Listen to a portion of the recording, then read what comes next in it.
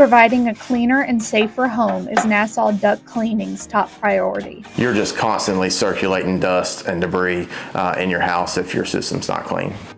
Vickers recommends you have your ducts cleaned every 5 to 7 years.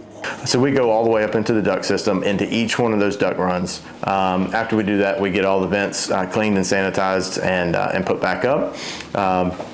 Then we'll go to the return duct. We do the same process there. And then once we get the entire system cleaned, we do an antimicrobial sanitation solution treatment on the entire system. That'll kill things like viruses, bacteria, mildew that happens to be up in the ductwork. A step in the right direction. There's an arrow on the filter.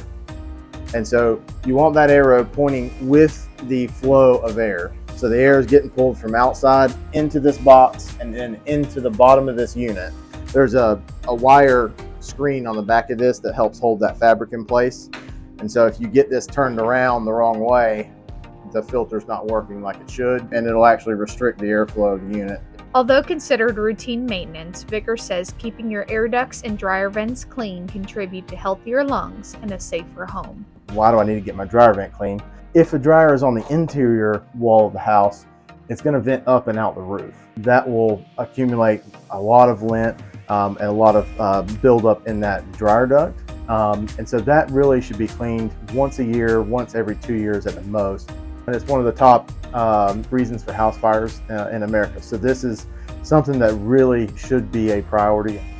From pressure washing to cleaning your dryer vents, Vickers says he'll treat your home like it's his own.